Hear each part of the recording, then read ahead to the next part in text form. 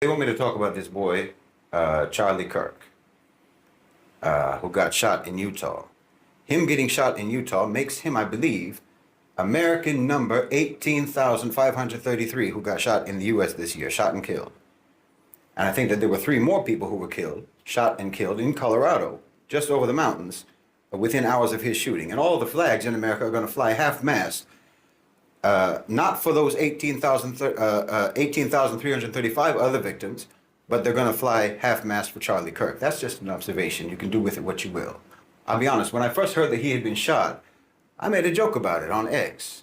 Because frankly, I'm just as used to theatrics coming out of America as I am used to gun violence coming out of America, and I thought that theatrics seemed more likely in this case. But when I did learn that he died, I deleted my post. I deleted it out of respect, not for him, but for the severity and for the solemnity of the judgment that he has now proceeded to. Because everything that he ever said and everything that he ever did that harmed anyone, well, he's going to answer for that. He's going to answer for that right now in his meeting with Allah subhanahu wa ta'ala. And the heaviness of that meeting is disturbing to any of us who believe in it. But we'll talk about it. Let's start with the obvious, okay? First, I'm not going to feign grief or feign mourning for this person. I know that's a hypocrisy that social etiquette demands at a moment like this, but we all know that he would certainly not grieve for us. He certainly would not mourn for us, just as he never grieved and he never mourned for the wanton slaughter of the Palestinians in Gaza. He never grieved for that. And for myself personally, as a Muslim and as a critic of Western so-called civilization, I know that Charlie Kirk himself would most likely have officially anyway considered me to be his enemy. And as far as I'm concerned, any man whose enemy mourns him when he dies, well, he wasn't doing his job. And I don't think it can be said about Charlie Kirk that he didn't do his job, which is to say that he never did anything and he never said anything in his public life that would make me mourn his passing, just as I hope that I will never say or do anything in my public life that would make my enemies grieve for my passing. They should be happy when I die. Enemies are disturbed by each other's presence, not by each other's absence. But let me also be crystal clear about this. It doesn't make me happy either. I neither mourn nor celebrate. Neither of those reactions is appropriate, in my opinion. Whoever pulled that trigger didn't do it for me and they didn't do it for you. I don't even see them as being on 2 different sides. They didn't silence Charlie Kirk. They amplified Charlie Kirk. The power structure never cared about that boy. They used him. And he's more useful to them now than he was the day before. He's more useful to them dead than he was alive.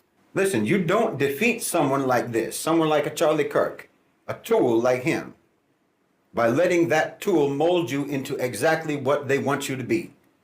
That killer didn't deliver justice. If you think they did, he didn't. He delivered to the power structure an even more enhanced weapon.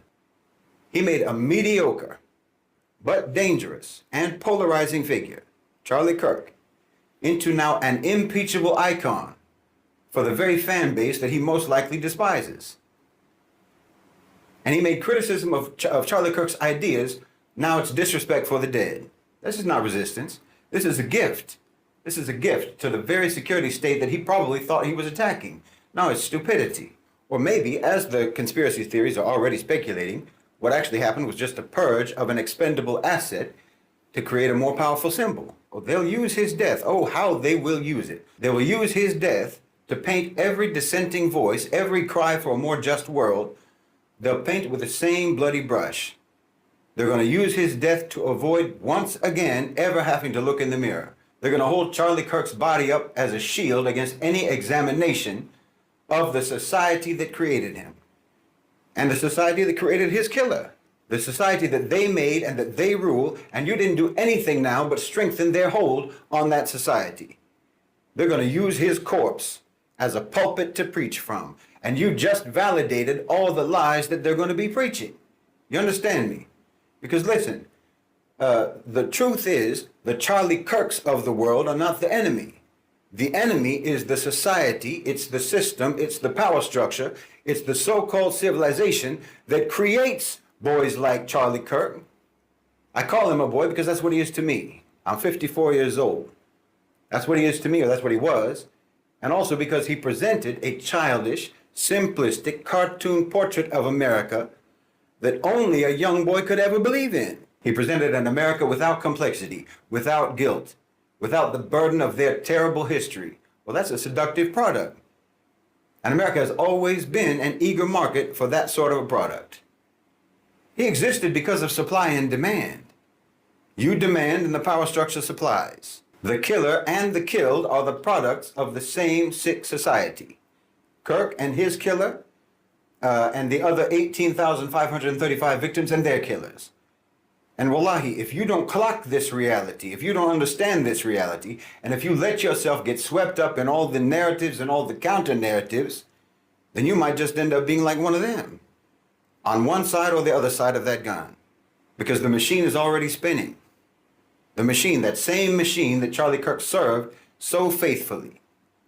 They're spinning the narrative now. They're going to label him as a martyr for free speech, a victim of left-wing extremism.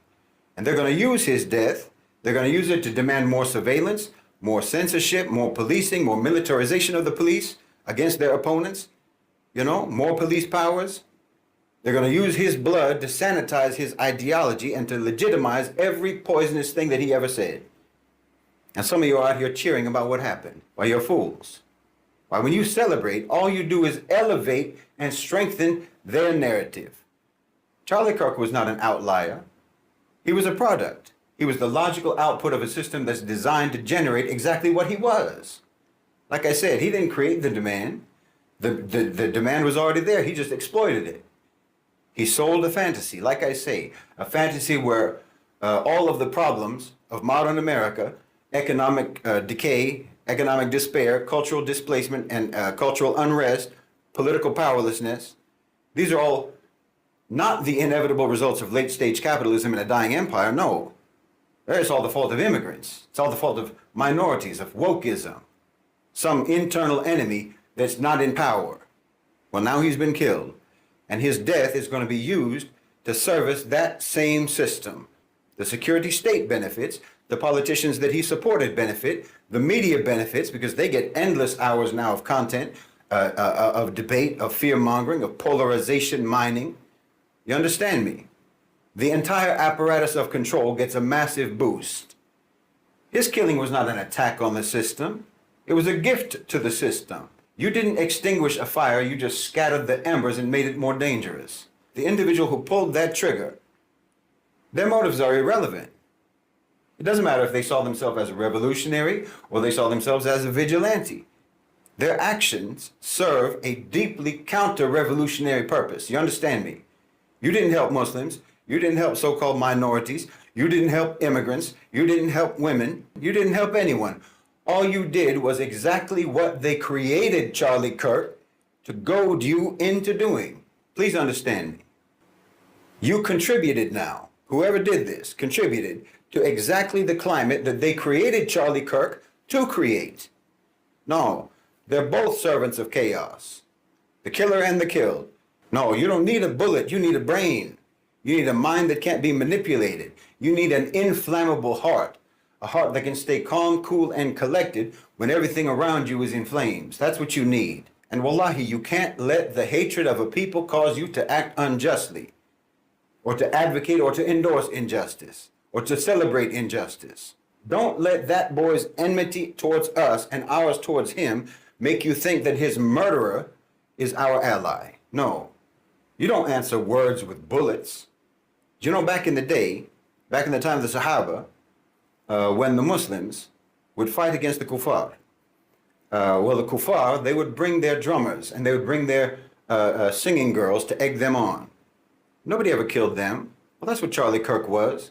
You don't win a war by targeting the singing girls and the drummers of your enemy. That's no strategy.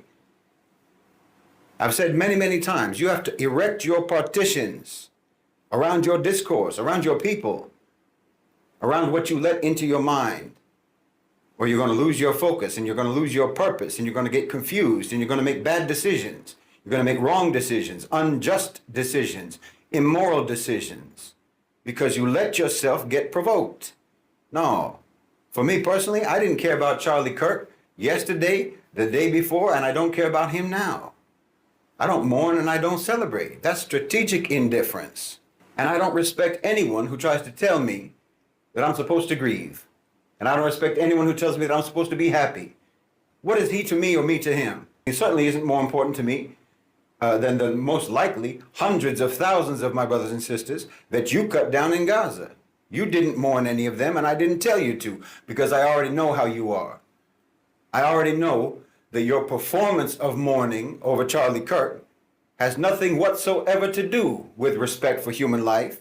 He was just a vessel for an ideology that you hold sacred. And it's an ideology that dehumanizes people. It's an ideology that disregards the sanctity of life. And we've seen that on full display for the last 2 years. So no, obviously not. I'm not the least bit interested in accommodating your weaponization of selective compassion and selective sympathy. Now, if you want to paint my indifference, if you want to spin my indifference as if it is approval of the crime that was committed, well, okay, I already know that you never do anything but lie anyway. And I know that you are from exactly the same manipulated, mutated, mutilated, and maladjusted population that created the demand that the power structure met by giving you Charlie Kirk, and that gave you his killer. Meaning you're just part of that mob in America, that same collective monster that's responsible for the American genocide of the indigenous people, that's responsible for genocides in Guatemala, genocides in Bangladesh, in Iraq, in Cambodia, in East Timor, in West Papua, and in Gaza. And you're the same collective monster that's responsible for every atrocity, every heinous crime that your country has ever committed. As far as I'm concerned, you poisoned Charlie Kirk's mind before he could even have a chance at a decent life, a moral life. And you poisoned the mind of the one who took the life that Charlie Kirk had. So spare me your counterfeit moralizing. No, you turned your country into a psychological and a spiritual torture chamber. And then your country turned the global South into a physical and an economic torture chamber. And now that system, that same system that you're serving, is turning inwards on you now. I told you that political violence, division, and terrorism, and civil unrest, and turmoil, I told you all this was going to be coming home. Why? Because that's your business model. That's your business model. And you're the only market left to vanquish. And the more you give yourself up to all these twisted, polarizing, hateful narratives, well, all you're doing is playing along with your own demolition.